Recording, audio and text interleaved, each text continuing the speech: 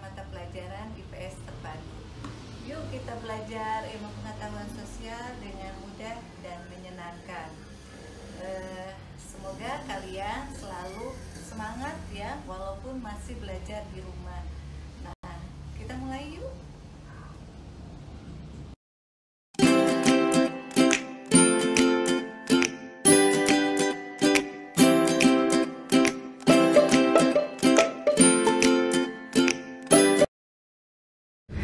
Sebelum lanjut ke video selanjutnya, jangan lupa subscribe, like, share, dan komen video ini. Ibu tergelitik dengan istilah ya, generasi milenial dan generasi kolonial. Ibu sendiri secara pribadi tidak mau disebut sebagai generasi kolonial ya. Kenapa? Yuk kita lihat.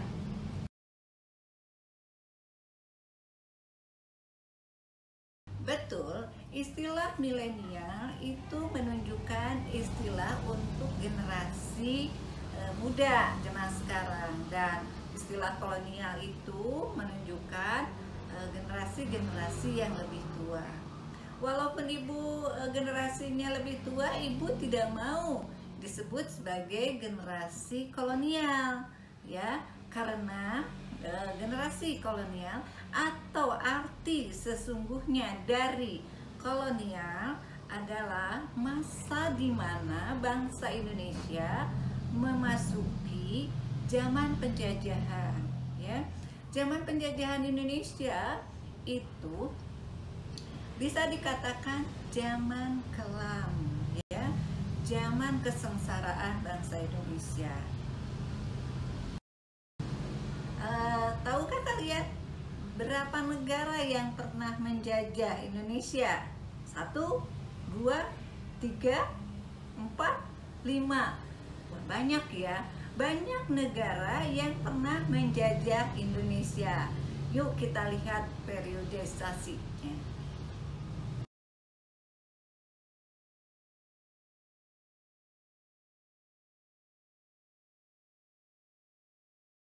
Negara yang pertama menjajah dan menguasai Indonesia adalah negara Portugis. Kedatangan Portugis di Pulau Jawa tidak disambut baik oleh raja-raja di wilayah Pulau Jawa. Untuk itu, Portugis mengalihkan perdagangannya ke wilayah Ternate dan Tidore.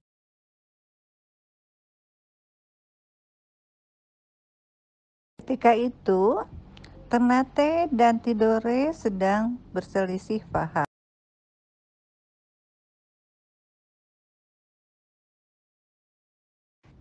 Kedatangan bangsa Portugis di Ternate pada waktu itu disambut baik oleh masyarakat dikarenakan bangsa Portugis membeli rempah-rempah dengan harga tinggi.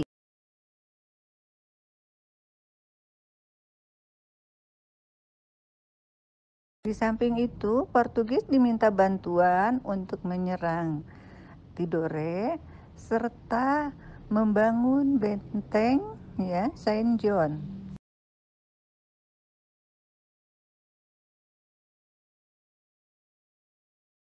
Bantuan Portugis terhadap Ternate harus dibayar mahal karena ternyata akhirnya Portugis memperlakukan monopoli perdagangan. Monopoli perdagangan yang diberlakukan Portugis tentunya sangat merugikan rakyat karena Portugis menentukan harga dengan semena-mena, serta Portugis memaksa Sultan Ternate untuk mengakui kedaulatan Portugis. Sehingga terjadilah permusuhan antara Portugis dan Ternate, dan pada waktu itu Sultan Hairun meninggal atau tewas karena tipu muslihat bangsa Portugis. Bangsa kedua yang datang ke Indonesia adalah bangsa Belanda. Awal kedatangan bangsa Belanda pada waktu itu berupa kongsi-kongsi dagang tidak diterima di kerajaan Banten. Kedatangan kongsi dagang selanjutnya dirubah taktik sehingga bangsa Belanda diakui atau diterima secara baik-baik di kerajaan-kerajaan Jawa.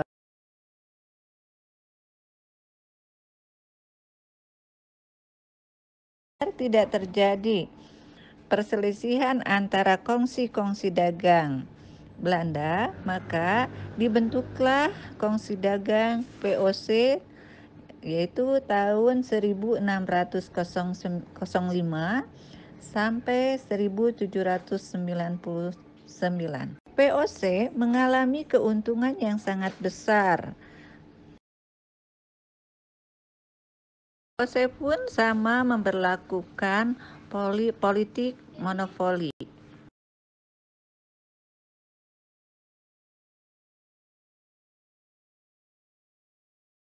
Karena korupsi merajalela di tubuh VOC, maka VOC mengalami kebangkrutan. Secara langsung pemerintahan Hindia Belanda tahun 1800 sampai 1808 diambil alih secara langsung oleh pemerintahan Hindia Belanda. Pada awal tahun 1795, pasukan Prancis menyerbu Belanda, sehingga Raja Willem V pada waktu itu melarikan diri ke Inggris dan Belanda dikuasai oleh Prancis. Secara tidak langsung, wilayah jajahan Belanda menjadi wilayah kekuasaan atau jajahan Prancis.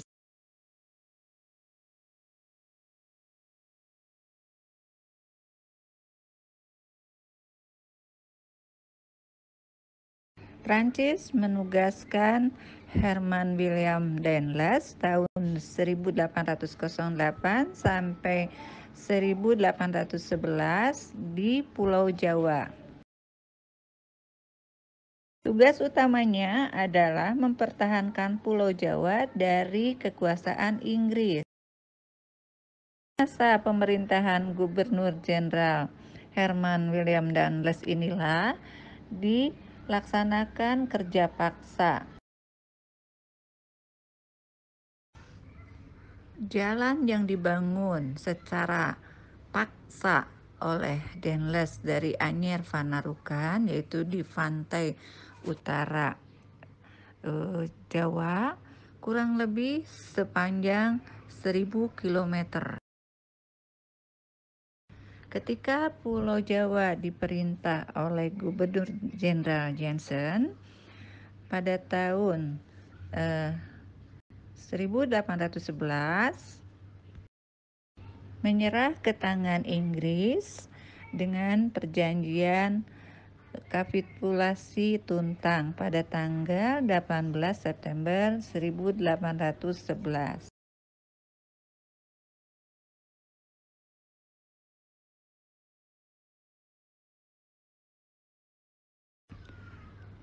Jadilah Indonesia selanjutnya dijajah oleh Inggris yang pada waktu itu Jenderal Lord Minto menunjuk Thomas Stamford Raffles sebagai Letnan Gubernur di Indonesia. Pada masa kekuasaan Inggris di Indonesia diberlakukan sewa tanah,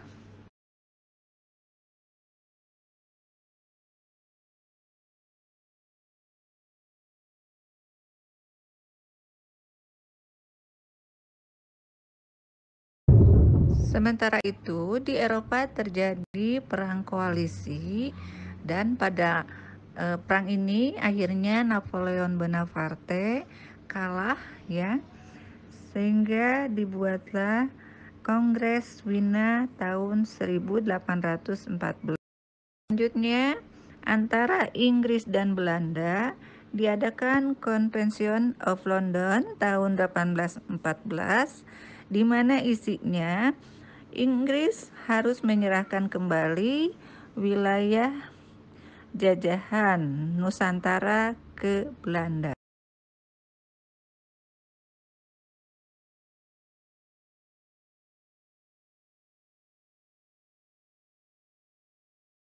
Kembalilah Nusantara atau Indonesia pada waktu itu dijajah oleh pemerintahan Hindia Belanda pada tahun 1816 sampai 1942. Pada masa ini diberlakukan politik tanam paksa, di mana semua masyarakat diwajibkan menanam jenis-jenis tanaman perdagangan tertentu.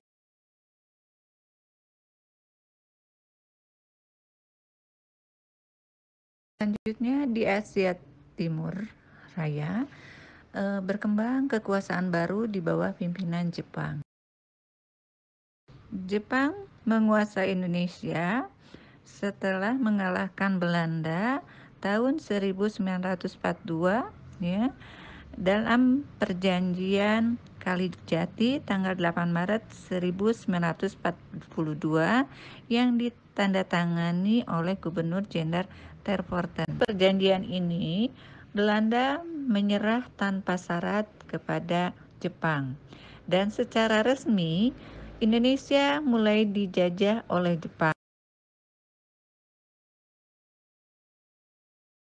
Awal kedatangan Jepang ke Indonesia disambut baik oleh masyarakat Indonesia karena berjanji akan memberikan kemerdekaan kepada bangsa Indonesia. Pada masa pemerintahan Jepang, bangsa Indonesia diwajibkan untuk melaksanakan kerja rodi. Masa ini juga bangsa Indonesia belajar tentang ketentaraan.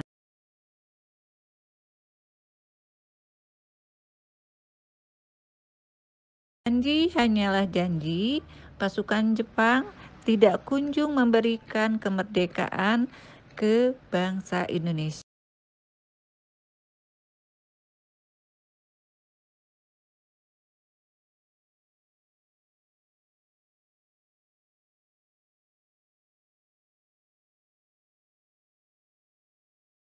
Jelaskan pengertian dari kolonial, ya zaman kolonial, di mana zaman itu bangsa Indonesia betul-betul ada di titik kesengsaraan ya, tanpa pengorbanan para pahlawan hari ini mungkin kita tidak ada di sini. Yuk kita pertahankan kemerdekaan Indonesia ya. Semoga video ini bermanfaat bagi kalian dan ibu ya. Demikian, wassalamualaikum warahmatullahi wabarakatuh.